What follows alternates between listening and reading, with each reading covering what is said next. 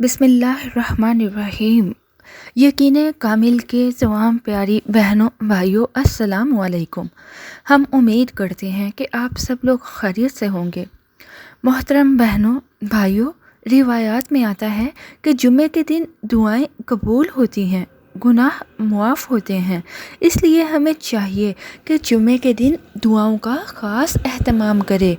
بہنوں بھائیوں، یاد رہے کہ دعا میں اللہ تبارک تعالیٰ نے جو طاقت رکھی ہے وہ طاقت کسی اور عبادت میں نہیں ہے، کیونکہ صرف دعا کے متعلق آتا ہے کہ یہ تقدیر کو بھی بدل دیتی ہے۔ تو آج ہم آپ کے لیے ایک ایسا عمل لائے ہیں جس کی مدد سے آپ اپنی دعا کو تقویت دے سکتے ہیں، اور یہ عمل جمعۃ المبارک کے دن کا بہت ہی پیارا عمل ہے جس کی مدد سے آپ اپنی پریشانیوں کو دور کر سکتے ہیں۔ اور یہ عمل ایک مختصر سورہ مبارکہ کا عمل ہے جو بہت ہی مؤثر اور مجرب ہے۔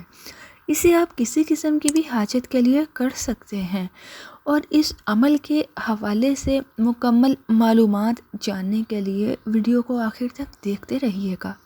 محترم بہنوں بھائیوں، ہم آپ کو اس ٹاپک کے حوالے سے پوری تفصیل بتائیں گے، لیکن اس سے پہلے آپ لوگوں سے درخواست کرتے ہیں کہ اگر آپ ہمارے چینل یقین کامل کی ویڈیو کو پہلی بار دیکھ رہے ہیں اور ابھی تک آپ نے ہمارا چینل سبسکرائب نہیں کیا تو ابھی ہمارا چینل سبسکرائب کر دیجئے اور ساتھ لگے گھنٹی کے نشان کو بھی دبا دیجئے، تاکہ مستقبل میں جب ہم کوئی بھی ویڈیو اپلوڈ کریں تو اس کا نوٹیفیکیشن آپ کو بر وقت ملتا رہے۔ اور ہماری تمام بہنوں سے بھائیوں سے گزارش ہے کہ درود پاک کی برکت سے ہونے والی محفل میں شامل ہونے کے لیے اپنا نام کمنٹ سیکشن میں ضرور لکھیں، لیکن کم از کم ایک تسبیح درود پاک کی پڑھ کر لکھ دیجیے گا۔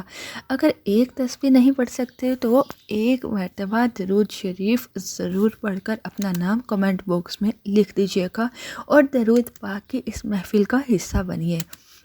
محترم بہنوں بھائیوں، یاد رہے کہ دعا مومن کا ہتھیار ہے، دین کا ستون ہے اور آسمانوں اور زمین کا نور ہے۔ دعا عبادت کا مقص ہے، دعا عین عبادت ہے، دعا رحمت کی کنجی ہے۔ محترم بہنوں بھائیوں، ان ارشادات سے معلوم ہوتا ہے کہ اللہ تبارک تعالیٰ کو دعا کتنی محبوب ہے، اور کیوں نہ ہو کہ اللہ جل شانہ کی ذات غنی مطلق ذات ہے، اور بندوں کا عزت و فقر اس کے بارگاہ عالی کا ہر پل محتاج ہے، اور بندے کی ساری عبادتیں اسی فقر و احتیاج اور بندگی اور بیچارگی کے اظہار کی مختلف شکلیں ہیں، جن میں سے ایک دعا ہے۔ محترم بہنوں بھائیوں، دعا سے انسان اللہ تبارک تعالیٰ کی بارگاہ میں اپنی بے بسی کا اعتراف کرتا ہے اور عجز و قصور کا اعتراف کرتا ہے۔ اس لیے تو دعا کو عین عبادت بلکہ عبادت کا مقصد فرمایا گیا ہے۔ یاد رہے کہ دعا میں ایسی طاقت ہے کہ جس سے تقدیر کا لکھا بھی تبدیل ہو سکتا ہے۔ اس لیے اللہ تبارک تعالیٰ سے دعا کے ذریعے اپنی حاجات کو پورا کرانا چاہیے، اور جب دعا کو قبولیت کے اوقات میں مانگا جاتا ہے تو وہ اور بھی زیادہ مؤثر ہوتی ہے۔ اسی طرح کہا جاتا ہے کہ جو دعا جمعۃ المبارک کے دن جمعہ کی نماز کے بعد مانگی جاتی ہے تو وہ قبولیت کے زیادہ قریب ہوتی ہے۔ اس لیے ہمارا آج کا وظیفہ بھی جمعۃ المبارک کے دن نماز کے بعد دعا کا وظیفہ ہے۔ آئیے اب آج کے عمل کی طرف چلتے ہیں کہ آپ نے اس عمل کو کس طرح کرنا ہے۔ یاد رہے کہ اس عمل کو جمعۃ المبارک کے دن نماز جمعہ ادا کرنے کے فوراً بعد کر لیجئے گا، اور اسی وسیلے سے اللہ تبارک تعالیٰ سے دعا کیجئے گا، اور پورے یقین سے آپ اس عمل کو کیجئے گا، دعا کو پورے یقین سے مانگیے گا۔ آئیے اب آپ کو بتاتے ہیں کہ اس عمل کو کیسے کرنا ہے۔ مرد حضرات تو اس دعا کو نماز جمعہ کے بعد مسجد میں اس عمل کو کر سکتے ہیں، لیکن عورتیں جمعہ کی نماز ادا کرنے کے بعد گھر میں ہی کر سکتی ہیں۔ جیسے ہی آپ اپنی نماز مکمل کریں تو اس کے بعد آپ نے 2 رکعت نماز صلاۃ الحاجات کی نیت سے ادا کرنے ہیں، اور نماز پڑھنے کے بعد آپ نے 11 مرتبہ درود ابراہیم پڑھنا ہے، اور 11 مرتبہ درود ابراہیم پڑھنے کے بعد سجدے میں چلے جائیے گا، اور صرف 11 مرتبہ آپ نے سورہ کوثر پڑھنی ہے، اور پھر آپ نے سجدہ سے اٹھ جانا ہے اور اتحیات کی شکل میں بیٹھ جانا ہے، اور پھر آپ نے 11 مرتبہ درود ابراہیم پڑھنا ہے، اور اس کے بعد آپ پھر سے سجدے میں جائیے گا، اور سجدے میں جا کر سورہ کوثر کو 11 مرتبہ پڑھ لیجئے گا، پھر سجدہ سے اٹھ کر درود ابراہیم کو پھر سے 11 مرتبہ پڑھ لیجئے گا۔ درود ابراہیم 11 مرتبہ پڑھ لینے کے بعد آپ پھر سے سجدے میں جائیے گا۔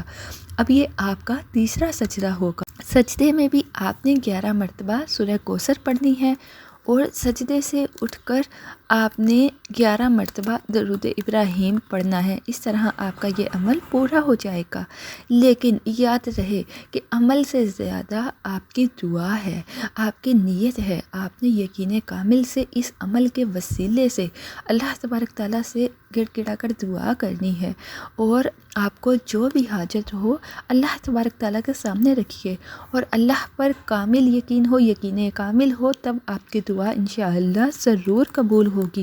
آپ کی جو بھی حاجت ہوگی اسے اللہ تبارک تعالیٰ اپنے خزانوں سے پورا فرمائیں گے۔ محترم بہنوں بھائیوں، میں امید کرتی ہوں کہ آپ کو اس عمل کی سمجھ آ چکی ہوگی، لیکن آپ لوگوں کی آسانی کے لیے میں اس عمل کو دہرا دیتی ہوں۔ نماز جمعہ کے بعد آپ نے 2 رکعت صلاۃ الحاجات ادا کرنے ہیں، اس کے بعد 11 بار درود ابراہیم پڑھ کر سجدے میں جانا ہے، اور 11 بار سورہ کوثر پڑھنی ہے۔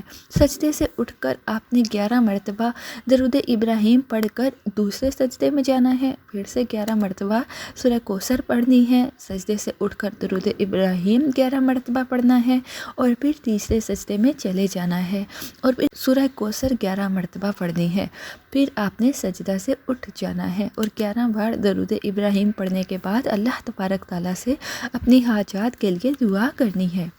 اس عمل کا خلاصہ بتاتی چلوں کہ آپ نے 3 سجدوں میں 33 ٹائمز سورہ کوثر پڑھنی ہے، ہر سجدے کے بعد میں اور پہلے درود شریف 11 مرتبہ پڑھنا ہے۔ بہتر ہے آپ درود ابراہیم پڑھیں، لیکن اگر آپ نہ پڑھ سکیں تو آپ مختصر درود بھی پڑھ سکتے ہیں۔ محترم بہنوں بھائیوں، یہ تھا وہ آج کا عمل، لیکن اب آپ کو سورہ کوثر کی فضیلت بتانا چاہوں گی۔ حضرت انس بن مالک رضی اللہ تعالیٰ عنہ سے منقول ہے کہ حضور اکرم صلی اللہ علیہ وآلہ وسلم ہمارے درمیان تشریف فرما تھے۔ اتنے میں آپ کو کچھ اونگ سی طاری ہوئی، اور پھر آپ صلی اللہ علیہ وآلہ وسلم مسکراتے ہوئے سطح مبارک اٹھایا۔ لوگوں نے پوچھا، آپ کس بات پر تبسم فرما رہے ہیں؟ بعض روایات میں تو ہے کہ آپ صلی اللہ علیہ وآلہ وسلم نے خود لوگوں سے فرمایا، اس وقت میرے اوپر ایک سورہ نازل ہوئی ہے، پھر بسم اللہ الرحمن الرحیم پڑھ کر سورہ کوثر پڑھی۔ محترم بہنوں بھائیوں، اس سورت کی تلاوت کی وہ فضیلت ملاحظہ کیجئے جو احادیث میں بھی بیان ہے۔ اس سورت کی تلاوت کی فضیلت میں پیغمبر صلی اللہ علیہ وآلہ وسلم کی حدیث ہے، جو شخص اس کی تلاوت کرے اللہ تبارک تعالیٰ اسے جنت کی نہروں سے سیلاب کرے گا، اور ہر قربانی کی تعداد جو اللہ کے بندے عید قرباں پہ کرتے ہیں، اسی طرح سے وہ قربانیاں جو اہل کتاب اور مشرکین دیتے ہیں، ان سب کی تعداد کے برابر اس کو اجر ملے گا۔ محترم بہنوں بھائیوں، اس سورہ کے شان نزول میں یہ بھی آیا ہے کہ عاص بن وائل نے، جو مشرکین کے سرداروں میں سے تھا، پیغمبر اسلام صلی اللہ علیہ وآلہ وسلم سے مسجد الحرام سے نکلتے وقت ملاقات کی تو کچھ دیر تک وہ آپ سے باتیں کرتا رہا۔ قریش کے سرداروں کا ایک گروہ مسجد میں بیٹھا ہوا تھا۔ انہوں نے دور سے اس منظر کا مشاہدہ کیا۔ جس وقت عاص بن وائل مسجد میں داخل ہوا تو انہوں نے اس سے کہا کہ تو کس سے باتیں کر رہا تھا؟ اس نے کہا اس ابتر شخص سے۔ اس نے اس تعبیر کا اس لیے انتخاب کیا کہ پیغمبر اکرم صلی اللہ علیہ وآلہ وسلم کے فرزند عبداللہ دنیا سے رخصت ہو چکے تھے، اور عرب ایسے آدمی کو جس کے کوئی بیٹا نہ ہو ابتر کہا کرتے تھے۔ تو قریش نے حضرت محمد مصطفیٰ صلی اللہ علیہ وآلہ وسلم کے فرزند کی وفات کے بعد اس لقب کو حضرت محمد مصطفیٰ صلی اللہ علیہ وآلہ وسلم کے لیے منتخب کر رکھا تھا، جس پر یہ سورت نازل ہوئی، اور آپ صلی اللہ علیہ وآلہ وسلم کو بہت سی نعمتوں اور کوثر کی بشارت دی گئی، اور ان کے دشمنوں کو ابتر کہا۔ مفسرین نے اس کی وضاحت اس طرح سے کی ہے کہ آپ صلی اللہ علیہ وآلہ وسلم کے جناب خدیجہ رضی اللہ تعالیٰ عنہ سے دو پسر تھے، ایک قاسم اور دوسرے طاہر، جنہیں عبداللہ بھی کہتے تھے۔ دونوں ہی مکہ میں دنیا سے چل بسے، اور پیغمبر صلی اللہ علیہ وآلہ وسلم کے کوئی بیٹا نہ رہا۔ اس بات نے قریش کے بدکاروں کی زبانیں کھول دی۔ وہ آپ صلی اللہ علیہ وآلہ وسلم کو ابتر کہنے لگے، اور عرب کے لوگ اپنی روایات کے مطابق بیٹے کو حد سے زیادہ اہمیت دیتے تھے، اسے باپ کے پروگرام کو جاری رکھنے والا شمار کرتے تھے۔ تو ان کا خیال یہ تھا کہ آپ صلی اللہ علیہ وآلہ وسلم کے رحلت کے بعد بیٹا نہ ہونے کی وجہ سے آپ کے پروگرام معطل ہو جائیں گے، تو وہ اس بات پر خوش تھے۔ قرآن مجید نازل ہوا اور اس صورت میں انہیں جواب دیا گیا اور خبر دی کہ آپ صلی اللہ علیہ وآلہ وسلم کے دشمن ہی ابتر رہیں گے، اور اسلام اور قرآن پاک کا پروگرام کبھی بھی منقطع نہیں ہوگا۔ اس سورہ میں جو بشارت دی گئی ہے وہ ایک طرف تو دشمنان اسلام کی امیدوں پر ایک ضرب تھی، اور دوسری طرف آپ صلی اللہ علیہ وآلہ وسلم کے لیے تسلی خاطر تھی۔ محترم بہنوں بھائیوں، روایات میں آتا ہے کہ آپ صلی اللہ علیہ وآلہ وسلم نے صحابہ کرام سے پوچھا، جانتے ہو کہ کوثر کیا ہے؟ صحابہ کرام نے عرض کیا کہ اللہ اور اس کے رسول صلی اللہ علیہ وآلہ وسلم کو زیادہ معلوم ہے۔ فرمایا، وہ ایک نہر ہے جو میرے رب نے جنت میں مجھے عطا کی ہے۔ اور بعض محدثین نے فرمایا ہے کہ کوثر خیر کثیر ہے، جس میں صحابہ کی جماعت اور فتوحات بھی شامل ہیں۔ واللہ عالم۔ محترم بہنوں بھائیوں، آج کی اس ویڈیو کو اپنی بہنوں بھائیوں کے ساتھ زیادہ سے زیادہ شیئر کریں، اور اگر آپ چاہتے ہیں کہ ہم آپ کے لیے آپ کی مرضی کا کوئی موضوع لے کے آئیں تو اس کے متعلق آپ ہمیں کومنٹ سیکشن میں بتا سکتے ہیں۔ محترم بہنوں بھائیوں، ہم امید کرتے ہیں کہ آپ کو ہماری آج کی ویڈیو پسند آئی ہوگی۔ اگر آپ کو ہماری آج کی ویڈیو پسند آئے تو سب سے پہلے ویڈیو کو لائک کر دیجیے گا، اور اپنی رائے کا اظہار کومنٹ سیکشن میں ہمارے ساتھ کیجیے گا۔